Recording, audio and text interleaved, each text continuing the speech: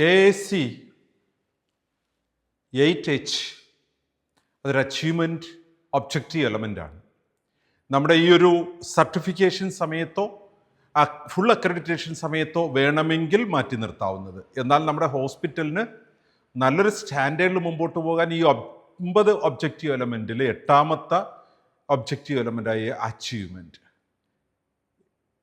AAC 8H അത് കൃത്യമായി പറയുന്നൊരു കാര്യം ഇതാണ്: there is a mechanism to address the recall or amendment of reports whenever applicable. ഒരു സ്ഥാപനത്തിൽ ഏതൊരു ഇമേജിംഗ് സർവീസസിൻ്റെ റിപ്പോർട്ടിങ്ങിൻ്റെ ഇടയിൽ ഒരു തെറ്റ് പറ്റാനുള്ള സാധ്യതയുണ്ട്. നമ്മളാരും പെർഫെക്റ്റ് മനുഷ്യരൊന്നും അല്ല. പലപ്പോഴും അങ്ങനെ പറ്റിയ തെറ്റ് ഒളിച്ചു വെക്കാനായിട്ട് പ്രിപ്പയർ ചെയ്ത റിസൾട്ടിൻ്റെ വേറൊരു പ്രിൻ്റ് എടുത്ത് വെക്കുകയല്ല ചെയ്യേണ്ടത്. അതിന് കൃത്യമായൊരു മാനദണ്ഡം നമുക്കുണ്ടാവണം. ഈ റിസൾട്ട് തെറ്റിപ്പോയി, റീകോൾ ചെയ്യുകയാണ്, അതിൻ്റെ ഒരു ഓപ്ഷൻ അവിടെ ഉണ്ടാവണം. അത് ഡോക്യുമെൻ്റ് ചെയ്യപ്പെടണം. കാരണം നമുക്ക് ഫ്യൂച്ചറിലേക്ക് കറക്റ്റീവ് ആൻഡ് പ്രിവെൻറ്റീവ് ആക്ഷൻസ് എടുക്കുന്നതിന് ഈ ഡോക്യുമെൻറ്റേഷൻ സഹായിക്കും. കാരണം കറക്ഷൻസ് ആണ് ഫ്യൂച്ചറിൽ തെറ്റുപറ്റാതിരിക്കാൻ നമ്മളെ സഹായിക്കുക. നമ്മൾ എന്താ ചെയ്യേണ്ടത്? അതിന് ഈ ഒരു റിസൾട്ട് റീകോൾ ചെയ്യുമ്പോൾ RIS റേഡിയോളജി ഇൻഫർമേഷൻ സിസ്റ്റത്തിൽ നിന്ന് പിൻവലിക്കപ്പെടണം. HMS ഇലക്ട്രോണിക് മെഡിക്കൽ റെക്കോർഡ്സിൽ നിന്ന് പിൻവലിക്കപ്പെടണം.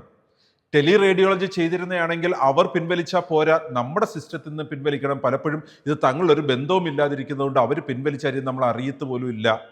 അവർ പുതിയ റിസൾട്ട് അയക്കുമ്പം പുതിയ റിസൾട്ട് ചിലപ്പോൾ അന്നേരം പ്രിൻ്റ് എടുത്ത് നമ്മൾ കൊടുത്തു, ചിലപ്പോൾ അവിടെ വെയിറ്റ് ചെയ്യും. കൃത്യമായി നമുക്കൊരു റീകോൾ ഫെസിലിറ്റി ഉണ്ടാവണം ഡിക്ലെയർഡ് ആയിട്ട്.